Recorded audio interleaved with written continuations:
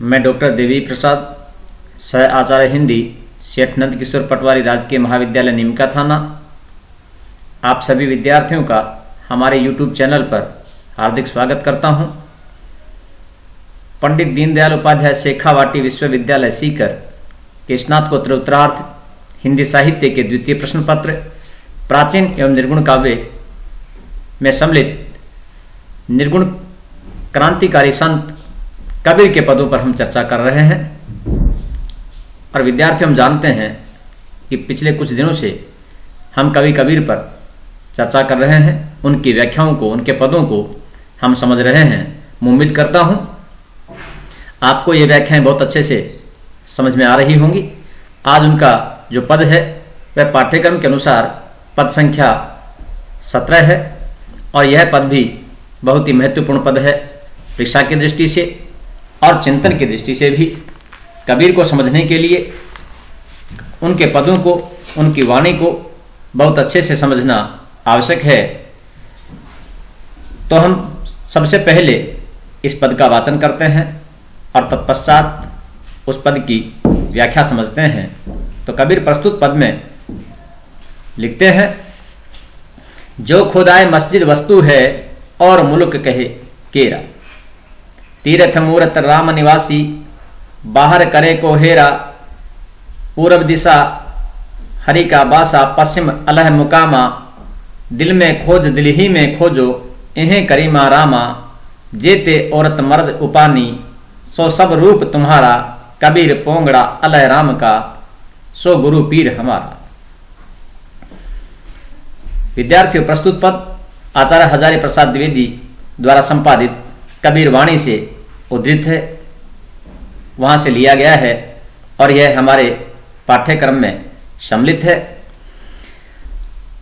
देखिए, न केवल इस पद में अपितु कबीर ने बहुत से पदों में ईश्वर के लिए कहा है, उस परमपिता परमेश्वर के लिए यह कहा है कि वह न मंदिर में है, न मस्जिद में है, न तीर्थ में है, वह कहीं नहीं है, वह सर्वत्र है, व्याप्त है, वह मनुष्य की हर श्वास में व्याप्त है, सृष्टि के हर कण में व्याप्त है, केवल उसको खोजने की आवश्यकता है। कबीर ने जो पुरातन मान्यताएं थी, जो पाखंड था, उसका घोर विरोध किया है और प्रस्तुत पद में भी कबीर ईश्वर की जो एक मान्यता है, जैसा लोग समझते हैं और जिस प्रकार से लोग मंदिर के लिए, मस्जिद के लिए, तीर्थ के लिए न केवल उस युग में अपितु आज के युग में भी पागल हैं और आज के युग में भी मंदिर के लिए, मस्जिद के लिए जिस तरह से झगड़े हैं, उन सभी का विरोध कबीर ने उस युग में किया है और लोगों को समझाते हुए कबीर ने बहुत ही महत्वपूर्ण बात कही है। यह अलग बात है हम उसको कितना समझ पाए हैं। जो खुदाए मस्जिद वस्तु है और मुल्क कहे केरा। कबीर सवाल करते हैं कि अगर जो खुदा है वह मस्जिद की ही वस्तु है, यानी अगर वह मस्जिद में ही निवास करता है, तो फिर ये और जो मुल्क है और जो संसार दिखाई देता है, इस संसार में कौन है। देखिए कितने महत्वपूर्ण बात कबीर कहते हैं, जो खुदाए मस्जिद वस्तु है और मुल्क कहे केरा। कबीर सवाल करते हैं कि अगर खुदा मस्जिद में ही निवास करता है, मस्जिद में ही रहता है, तो मुझे बताइए इस शेष संसार में, इस बाकी संसार में रहता कौन है। और फिर न केवल खुदा के बारे में, ईश्वर के बारे में भी कहते हैं, तीर्थ मूर्त राम निवासी, बाहर करे को हेरा। अगर तीर्थ में और मूर्तियों में ही ईश्वर निवास करता है, यानी अगर ईश्वर के दर्शन केवल तीर्थ में, केवल मूर्तियों में ही हो सकते हैं, तो फिर आप ये बताइए, बाहर करे को हेरा, फिर उसको बाहर कौन ढूंढेगा, या फिर बाहर क्या ढूंढते हो, बाहर क्या खोजते हो। कबीर बहुत ही महत्वपूर्ण सवाल करते हैं कि जो खुदाए मस्जिद वस्तु है और मुल्क कहे केरा, अगर खुदा मस्जिद की वस्तु है, खुदा अगर ईश्वर में ही, खुदा अगर मस्जिद में ही निवास करता है, तो फिर इस शेष मुल्क में रहता कौन है, शेष संसार में है कौन।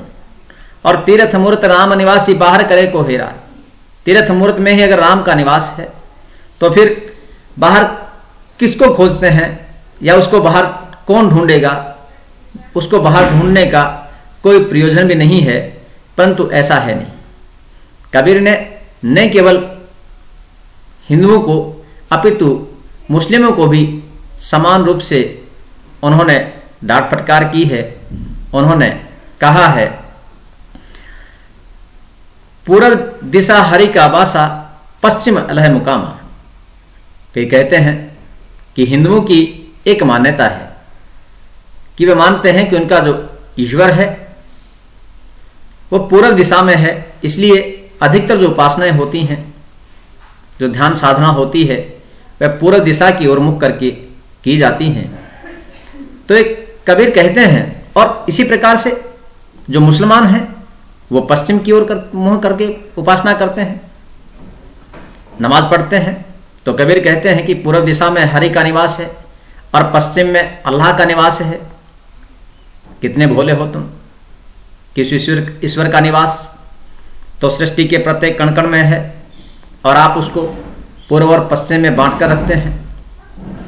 आप समझते हैं कि पूर्व में ईश्वर है, पश्चिम में अल्लाह है, और उसको खोजते हैं। फिर कबीर अगली पंक्ति में लिखते हैं, कहते हैं, दिल में खोज दिल ही में खोजो, यह करे मारामा। कबीर कहते हैं कि अगर उस ईश्वर को खोजना है तो दिल में खोजिए, अपने हृदय में खोजिए, अपने अंतरतम में खोजिए। वहीं पर राम है, वहीं पर करीम है, वहीं पर अल्लाह है। आप उसे किसी भी नाम से पुकारें, आप उसके बारे में कुछ भी सोचें, वो जो भी है उसको अगर खोजना है तो दिल में खोजना होगा। फिर आगे कहते हैं, जेते औरत मर्द उपानी, सो सब रूप तुम्हारा। जेते जितने भी औरत मर्द हैं, वे सारे के सारे जो हैं वो सभी हैं, वो सभी तुम्हारा रूप है।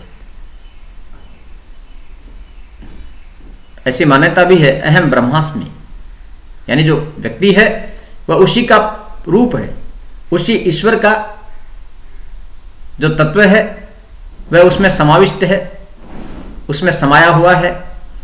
या यूं कहें कि सभी जो मनुष्य हैं, सभी जीव हैं, ये उसी परमपिता परमेश्वर के अंश हैं। यहां पर कबीर भी उसी बात को दोहराते हैं, जेते औरत मर्द उपानी, सो सब रूप तुम्हारा। जितने भी औरत मर्द हैं वो सारे के सारे जो हैं वो तुम्हारा ही रूप है, उनमें तुम ही दिखाई देते हो। देखिए, कबीर ने अन्य पद में भी लिखा है, लाली मेरे लाल की जित देखो तित लाल, लाली देखन मैं गई मैं भी हो गई लाल।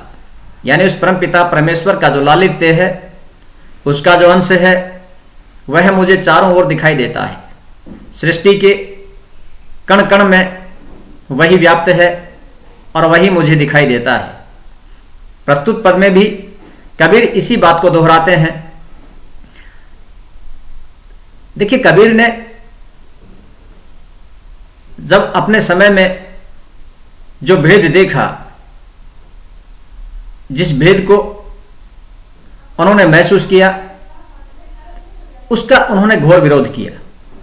प्रस्तुत जो पंक्ति है उसमें भी कबीर बहुत महत्वपूर्ण बात कह रहे हैं कि जितने औरत मर्द हैं, जो भी हैं, यहां पर उच्च और निम्न का सवाल नहीं है, जैन और बौद्ध का सवाल नहीं है, हिंदू और मुस्लिम का सवाल नहीं है, स्त्री और पुरुष का सवाल नहीं है। जो भी हैं वे सब के सब तुम्हारे रूप हैं। ईश्वर, उनमें तुम ही समाये हुए हो, वे सारे आपके ही रूप हैं। और फिर कहते हैं, कबीर पोंगड़ा अलह राम का, सो गुरु पीर हमारा। कबीर कहते हैं कि मैं तो ईश्वर का प्रिय भक्त हूं और वह ईश्वर ही मेरा गुरु है। मेरा पीर है, मेरा पैगंबर है, वही मेरा सब कुछ है। कबीर के लिए ईश्वर ही सब कुछ है। न कबीर के लिए मंदिर विशेष महत्व रखता है, न मस्जिद विशेष महत्व रखती है, न तीर्थ स्थल विशेष महत्व रखते हैं, न मूर्ति कोई महत्व रखती है, न कोई दिशा महत्व रखती है। कबीर के लिए तो जो महत्वपूर्ण है वह केवल ईश्वर है। चाहे उसे किसी भी नाम से पुकारें, कबीर के लिए जो ईश्वर है वह सर्वव्यापक है, वह सभी जगह निवास करने वाला है, वह सृष्टि के जर्रे जर्रे में है, कण कण में है, प्रत्येक जीव में है। तो कबीर ने प्रस्तुत पद में इस मान्यता का खंडन किया है कि ईश्वर केवल तीर्थ में, केवल मूर्त में, केवल मंदिर में या मस्जिद में या किसी अन्य धार्मिक स्थल पर ही निवास करता है और ईश्वर को खोजने के लिए वहीं जाने की आवश्यकता है। देखिए, कबीर न केवल इस पद में अपितु अन्य बहुत से पदों में भी इस बात को बहुत अच्छे तरीके से कहते हैं।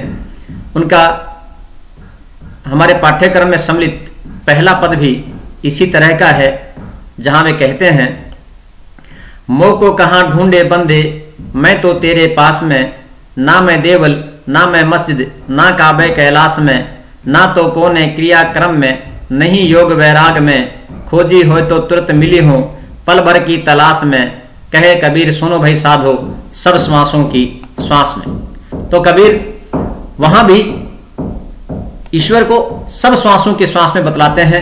न वह मंदिर में है, न मस्जिद में है, न वह काबा में है, न वह कैलाश में है, न वह किसी क्रियाक्रम में है, नहीं वह योग में है, नहीं वह वैराग्य में है। कबीर के लिए तो जो ईश्वर है वो सर्वव्यापक है, वो सभी जगह है। कबीर के अनुसार ईश्वर को कहीं एक स्थान पर, एक स्थल पर खोजने की आवश्यकता नहीं है। कबीर कहते हैं कि ईश्वर जो है वह तो सभी जगह है, वह तो सभी की आत्मा में निवास करता है। अगर उसको खोजना ही है तो अपने हृदय में ही खोजना चाहिए। और कबीर जो इस तरह की मान्यताएं हैं, चाहे वह दिशा की मान्यता हो, चाहे वह मंदिर की मान्यता हो, चाहे वह मस्जिद की मान्यता हो, इन सभी मान्यताओं का खंडन करते हैं, इन सभी पाखंडों का खंडन करते हैं। और कबीर ईश्वर को सभी के लिए सुलभ मानते हैं और एक संदेश देते हैं कि उस ईश्वर को खोजने के लिए आपको कहीं भी जाने की आवश्यकता नहीं है, केवल आपको उसको अपने हृदय में खोजना चाहिए। और अगर आपको उस ईश्वर को खोजना है तो आप अपने अंतरतम में खोजें। प्रस्तुत पद हमें यही संदेश देता है। आपने मुझे सुना, इसके लिए आपका धन्यवाद। और उम्मीद करता हूं कि जब परीक्षा में ये व्याख्या पूछी जाएगी तो आप इसको बहुत अच्छे से कर पाएंगे। पुनः थैंक यू।